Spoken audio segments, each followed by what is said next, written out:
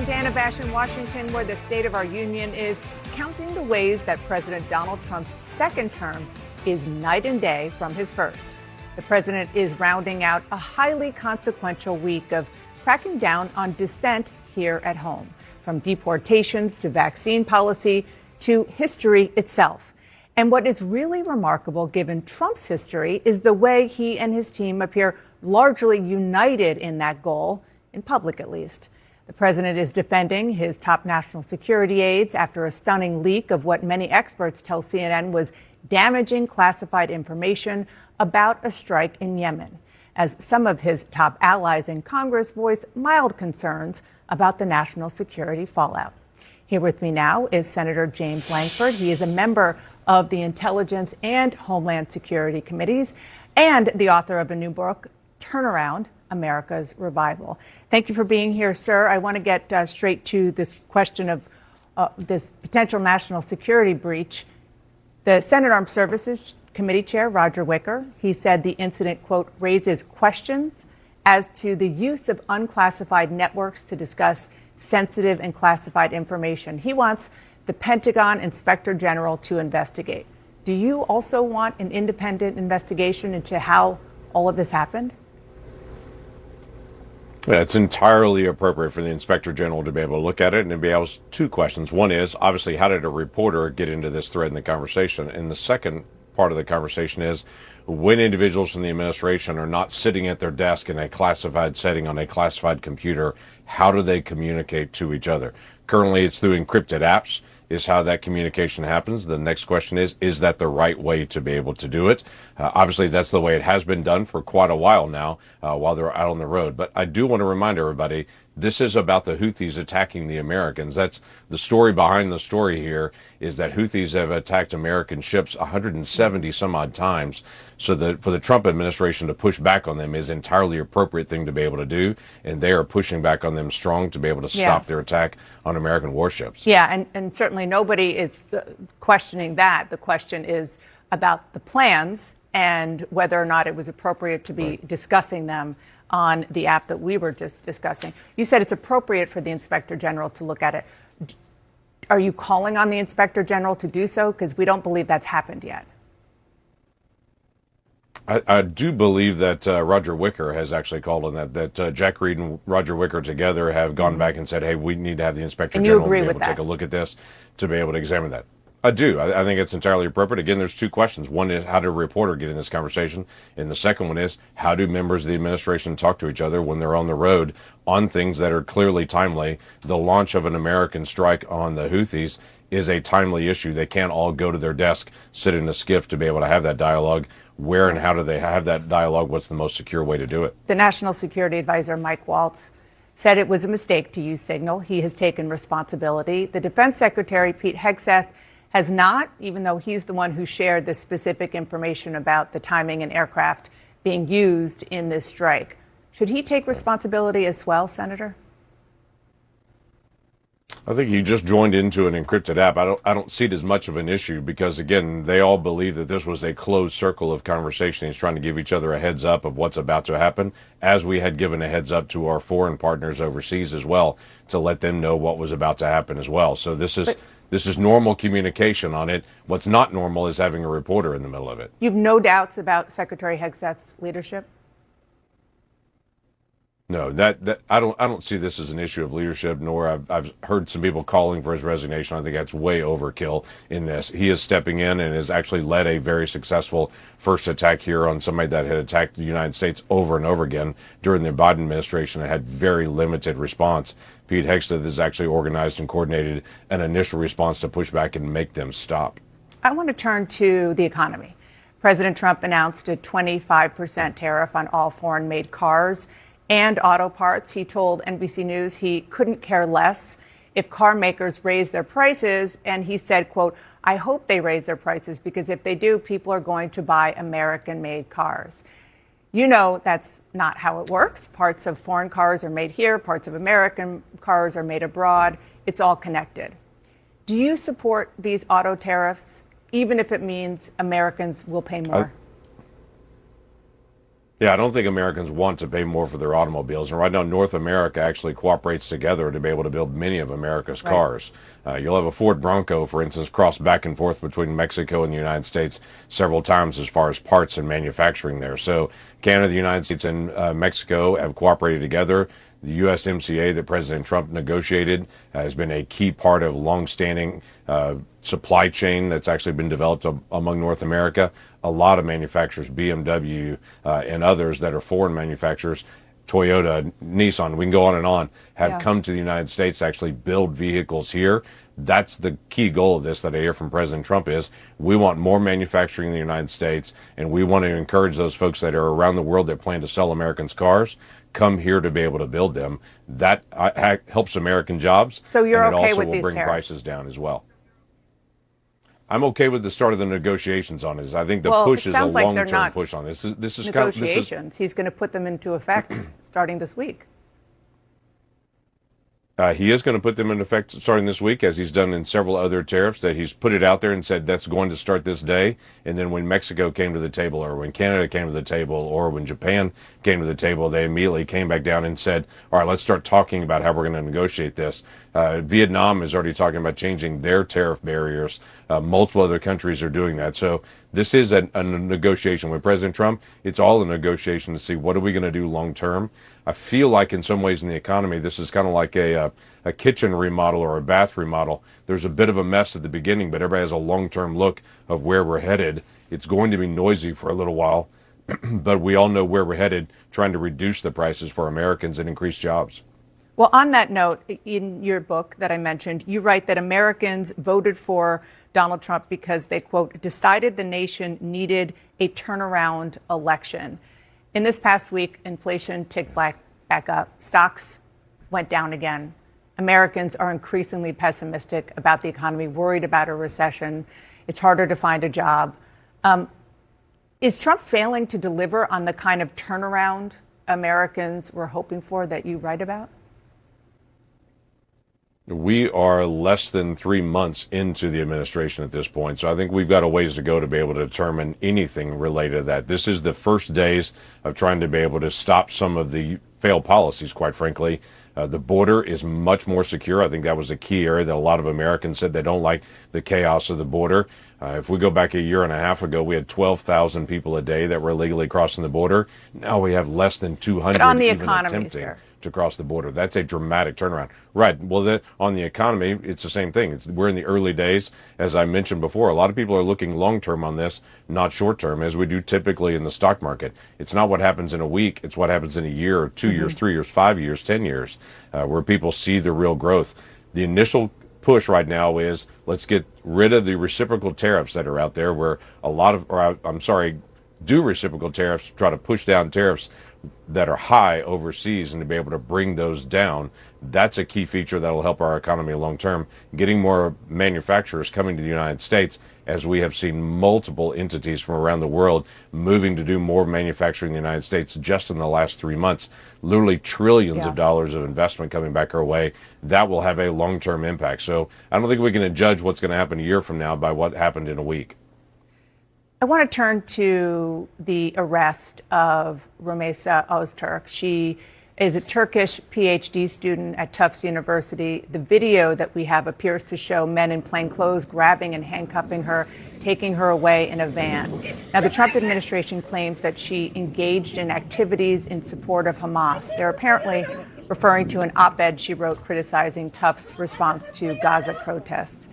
You're on the Intelligence Committee. Have you seen any evidence that she took action to support Hamas? And just more broadly, are you comfortable with the government arresting and trying to deport someone who is here legally and who, as of right now, has not been charged with a crime? So a couple things on that. No, we've not gone through the intelligence, at least I've not gone through the intelligence report specifically in that case. But I would tell you there is a requirement that if you're a student or under a legal visa here in the United States and you're supporting a terror organization, you can be removed from the United States. That is current federal law. That has been used in the past and should be used again. We should not have individuals that are here under a tourist visa, student visa, work visa that actually come and then abuse that system to be able to undermine the United States. And so this is not a suppression of free speech. This is saying Americans have the right to free speech. But if you're a foreigner coming into our country and you're coming to undermine our country, whether it's in support of terrorism or not, right, that should be something we do not allow. And I totally understand the difference. My question is, do you need to see the evidence of what you just discussed, that she actually supported a terrorist organization? And are you okay with her not being charged with a crime as she's being held in a prison? Well, she's being held initially to be able to say this is the charge that's out there. So that's pretty normal for anyone that is then arrested or then is picked up and detained. When you're not legally present in the United States or when you're under a visa in the United States and there's an accusation, you are picked up and to be able to be held at that point to say we have some real questions here on behavior and what's happening. As we saw during the Biden administration, there were multiple individuals that were then picked up, charged, and then released, and then they later committed crimes. What the Trump administration is trying to do is make sure that doesn't happen, or they don't have something that actually inspires additional terrorism acts in the United States. So she should have due process. She's under a legal visa. That's entirely appropriate. Okay, I think they took her visa away. But I do want to move on to measles, because the outbreak is escalating. It was in Texas. Now it has spread to your state, as you know, Oklahoma. The HHS Secretary, Robert F. Kennedy Jr., repeatedly downplayed the outbreak. He also just pushed out the FDA's top vaccine safety official. And unlike you, he has resisted telling people to get vaccinated against the measles. Are you comfortable with all of this? Well, I'm comfortable with his testimony when he actually went through the nomination process. He supported the measles vaccine, and he talked about the entire childhood schedule of vaccines and encouraged that and said that is not something that HHS is going to discourage families from doing. This particular outbreak in Texas is concerning. We've got 400 people now in Texas that now have measles. This broke out in a religious community that they're opposed to any vaccines based on religious grounds. That's a little more tricky in our system. We're obviously not going to push people to be able to violate their faith. But as you mentioned, I've been vaccinated for measles. My family has been. I hope one day my grandchildren are. I'm going to continue to be able to tell people this is a great life-saving vaccine, and it really protects children. And just real quick, just beyond the measles, what Peter Marks, the FDA official I was talking about, who resigned, said is it has become clear that truth and transparency are not desired by the secretary, but he wants to be subservient to the confirmation of misinformation and lies. That's some pretty strong stuff. You're not concerned about it? It is strong. Yeah, I am concerned. I'm concerned twofold. One is if he's making that strong of a statement coming out on it, it's pretty clear why RFK Jr. actually released him and said, hey, there's a real difference of opinion of where things will go on this. But there's a lot of other scientists that are still there. There are other scientists that are joining in. RFK Jr. has been clear. He supports vaccines and especially the childhood schedule on this. The president has been very clear on his support of vaccines. So I don't see the administration pushing to be able to remove this in any means at all. And I've been clear. Multiple other folks have been clear as well. And health professionals in Texas have also been clear that the measles vaccine does protect children's lives. And it's really important that people take that because an infant cannot have that vaccine. So an infant is very exposed to measles if an outbreak actually occurs. Senator James Lankford, thank you so much for being here this morning. I appreciate it. You bet. Glad to be able to do it. And up next, all of a sudden, Republicans are starting to sweat this week. Could they actually lose seats in districts where Donald Trump won big just a few months ago? And Democrats look to the future. My next guest has a plan to turn things around, he says. He is a potential 2028 candidate. Maryland Governor Wes Moore is next. Welcome back to State of the Union. This week, Democrats began to see a glimmer of hope for the future as Republicans, going all the way up to President Trump, are starting to sweat just a bit about some key House elections this coming Tuesday. But if some voters are turning on Trump, the question is whether Democrats are poised to seize the moment. Here with me now is a Democrat trying to help his party find its way, Maryland Governor Wes Moore. Thank you so much for joining me, sir. I appreciate it. You said earlier this month that Democratic voters are justified in being, quote, angry. I want you to listen to what your fellow Democratic Governor Gavin Newsom said this weekend. These guys are crushing us. The Democratic brand is toxic right now. The problem with the Democratic brand, we talk down to people, we talk past people. We're in a panic. I get it, for good reason. Yes. This guy's not screwing around. Right. But we need Okay. to own our mistakes. So we need to own what's wrong with our party. Governor Moore, do you agree with that assessment of your party? Is the Democratic Party brand toxic right now? Well, I think that this is not a new thing, because people have policies that haven't worked for them. I mean, I'm a product of broken policies, right? One of my earliest memories was watching my father die in front of me because he didn't get the health care he needed. That my mother didn't get her first job that gave her benefits until I was 14 years old. And this is a woman who went on to earn a master's degree. So these conversations about inequitable pay and wage gaps and why it's so difficult for working families to get ahead, it's not an academic exercise to me. I grew up in it, and I don't need a white paper to explain it. And I think that that's why the answer for going forward, and again, I don't think it's my job to help the Democrats come out of the wilderness. It's my job to make sure that this is Maryland's decade. Yeah. But the thing that I know is that we've got to make sure that it's not about a talking point. It's not about what's the right slogan. It's about delivering results. And that's why I think the answer, what we're seeing here in the state of Maryland, where we have added close to 100,000 jobs since I've been the governor, more jobs in my first 2 years than the previous administration added in 8 years. That we've been able to have historic drops in violent crime in the state of Maryland. The last time the homicide rate in Baltimore City was this low, I wasn't born yet. These are results. And I think that's what people are hoping for, and not just what's the right slogan that's going to move us to a higher platform. Is that the same answer to the question that you have posed about why so many young men have left your party? I mean, young men, this is a group that Joe Biden won by double digits in 2020. Donald Trump won young men in 2024. That's a huge swing.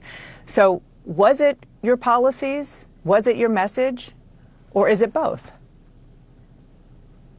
Well, I think about the foundation for our race in the first place. It was young people, and a lot of it was young men, because I think we were speaking to them and not speaking at them. I think we were bringing them into, because if you look at the data that we have about young men in our society, there is a fall off. The level of suicide rate for young men has exploded. When you're looking at the fact that the employment rate and the job participation numbers have not grown for young men in this country since 1964. And Governor, so you we did had that to put on a together state real focus level. on it. Forgive me, you did that on a state level. did. Are you saying that that is something that is missing in your party on a national level? I think everybody needs to address the fact that if you look at the data and what happened, and the reason that we've really gotten here is if you just look at the data, that 30, 40 years ago, that there was a real fall off with young women, and there was a big push, a policy push towards making sure that we're directing more support towards our young women. Now what's happened is a pendulum has swung. You've got to follow the data. And that's why in Maryland, we have made it an all of government and all of society effort to be able to do things like get more men inside of the classroom, to get more men inside of healthcare, to make sure that we're doing things like reforming of a juvenile justice system and providing more supports for young boys that are falling in the juvenile justice system and giving them a legitimate shot at having a second chance. That this is not just going to be good for young men, it's going to be good for our large society. So I'm proud of the fact that Maryland is leading the charge on this, but I do want this to be a larger national conversation about what are we doing to bring young men back into the fold, because it's not just about elections, it's about the future of our society that we can solve this challenge. Governor, I want to ask about an executive order that President Trump signed this week. He put Vice President Vance in charge of removing, quote, improper ideology from the Smithsonian Institution museums. And the order specifically calls out the African American History and Culture Museum. Now, you are the only black governor currently serving, only the third ever elected. What do you make of that order? I just find it deeply disrespectful that their definition of making America great again is actually challenging some of the things that makes America great in the first place. That we are an ecosystem where we've invited people from all around the world to be part of this larger American journey. And loving your country does not mean lying about its history. Loving your country does not mean diminishing those who have helped to make this country so powerful and make America so unique in world history in the first place. And so we have got to put a core focus not on eliminating nor erasing history, but on lifting it up, on celebrating it, on understanding that the American mosaic is big and it's broad and it's beautiful. And that's one of the things that makes us so powerful, that I am standing here. I remember on my inauguration day, I actually started down at the docks in Annapolis, not just because it's beautiful. I started it there because that was one of this country's first and largest slave ports. And we had a wreath laying, and then we actually marched from the docks to the State House, where I was inaugurated as the first black governor of this of our state. And I explain to people, that's not indoctrination. That's history. It's a joint collective history, and it's one that we should be celebrating, talking about the history of this country, all parts of it, flaws and all, because that's what gives America strength, and that's what makes us move forward. Governor, we're almost out of time. I do want to ask about the one-year anniversary this week. It's been a year since you and I spoke on this show after the tragic and deadly collapse of the Francis Scott Key Bridge. The Washington Post reported this week that lenient safety requirements and lax state oversight made the bridge and the workers there less safe. Does the state of Maryland bear any responsibility for the collapse and the lives lost? You know, this past year, this past week, we did celebrate the year anniversary of one of the most tragic moments in our state's history, and we spent time with the 6 family members who lost people. We spent time with the first responders, and that was a crisis that happened solely because of the reckless behavior and the reckless operators of the Dali, who allowed a ship to leave knowing that that ship had faulty errors. And so I know that the NTSB, and we've been working very closely with the NTSB, where they first released a report in 1991 and then a report in 2009 explaining that there were close to 70 bridges around the country, to include the Golden Gate, to include the Brooklyn Bridge, that they said had capacity challenges. But the reason that we had to mourn those families is because of these reckless operators of the Dali and nothing else. All right. Thank you. Oh, I do want to ask you one question before we go. I'm going to make a hard turn here. Are you ruling out a 2028 run for president? I am not focused on anything except for making sure that this is Maryland's decade. No, and right now, we've actually just provided middle-class families a tax cut. That 94% of Maryland families are either going to get a tax cut or see no change in their taxes at all. That our economy is actually growing for the first time in a decade. And so I'm really proud of what Maryland is doing, and I'm focused on making sure we keep that progress going. And that certainly sounds like something that would fit on a national platform campaign bumper sticker. Thank you so much, Governor. Appreciate it. Thank you, Dana. Up next, you heard Senator James Lankford endorse the idea of an independent probe into Signalgate. What do Americans think? We have new information on that. My panel is here next. Nobody's texting war plans. I didn't see this loser in the group. It looked like someone else. Now, whether he did it deliberately or it happened in some other technical mean is something we're trying to figure out. If you think you're going to force the President of the United States to fire anybody, you've got another thing coming. We are standing behind our entire national security team. I think it's all a witch hunt, that's all. I think it's a witch hunt. As you just heard, Trump administration officials, even Donald Trump himself, they're all trying to downplay the significance of that Signal chat leak.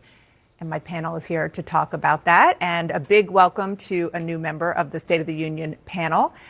Chris Marr, you were the spokesperson at the Pentagon, the chief spokesperson at the Pentagon during the last administration. So I will start with you. I know Democrats are trying, but so far there doesn't seem to be a dog that's hunting on the pushback in a real aggressive way, except for the notion of the Inspector General at the Pentagon, where you used to work, looking into it, which James Lankford endorsed on the show earlier. Yeah, so here's the fundamental issue with what you just heard from the Trump administration. They're losing the trust of the troops, who should be the main focus in all of this. The business of the Department of Defense is very dangerous. Every single day, they're dealing with life and death issues. It's risky and it's dangerous. And so you need our leadership, our most senior leadership at the Pentagon, our most senior leadership in the United States government, to take steps to mitigate that risk, to take steps to keep our troops safe. Pete Hegseth, he did the opposite. He put classified, sensitive material about an operation hours before that operation took place into an unclassified setting, which is one of the biggest no-nos at the Department of Defense. If somebody like me did that, I'd be out on the sidewalk. And so I think you need to really take a look at, you know, the actions that they took and the result of it. Scott? Well, I think it's possible for two things to be true. One, it's possible to say this was a mistake, and it's a teachable moment, and I have no doubt they won't do it again. And it's also possible to look at, if you're trying to assess what should we do about it. I hear Democrats arguing, well, we should fire Pete Hegseth, we should fire the National Security Advisor. The bar for firing people like this is really high from the last administration. When after the Afghanistan withdrawal, which was a disaster, people died, no accountability was meted out. After the drone strike that vaporized those poor kids and that family, no accountability. After the Secretary of Defense went AWOL, no accountability.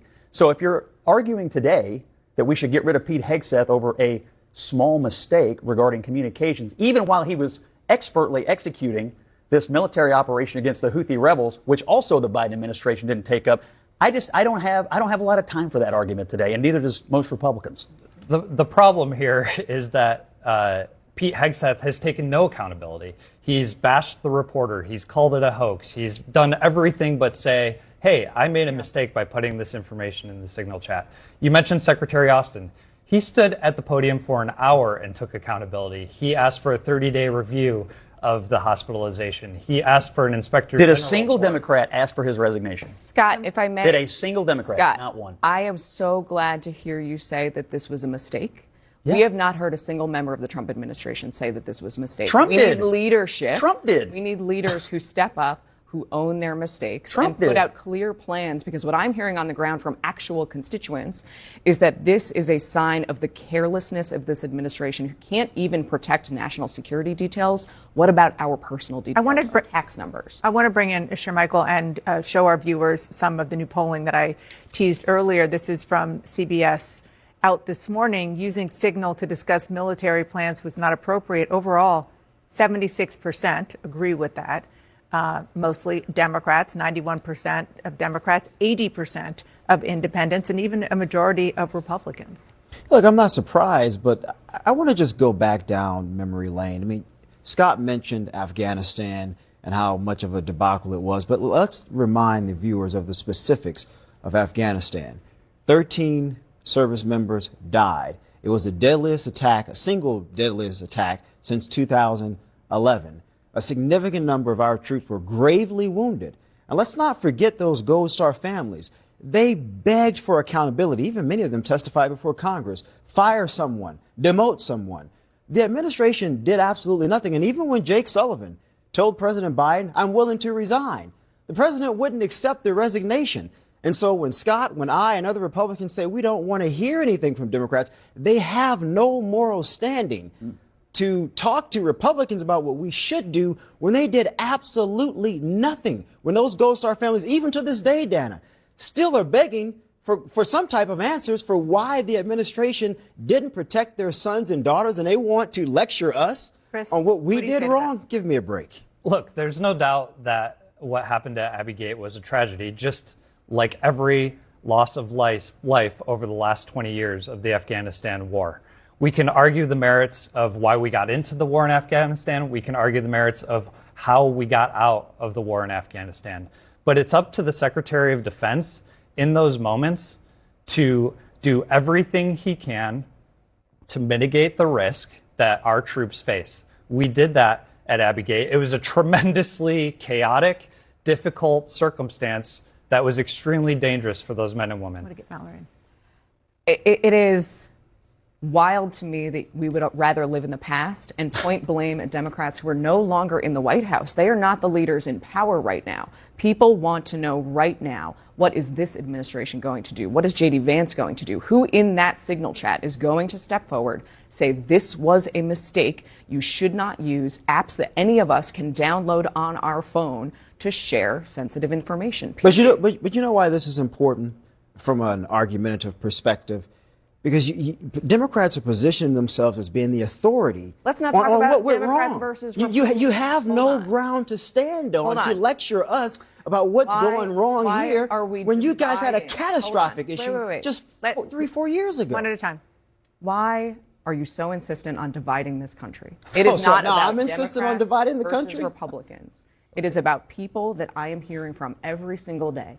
People who are asking me, is it safe for me to file my taxes? Because if this is what they are going to do with sensitive military information, are they going to keep my social people are really worried about and think of the F-18 pilot who is going to be going on the next operation. Okay, we got to sneak in a Is he going to quick have break. confidence in the administration? We got to sneak in a quick break. You mentioned Democrat versus Republican. That's exactly what's happening this week because there is an election coming up on Tuesday. We're going to talk about that after a quick break.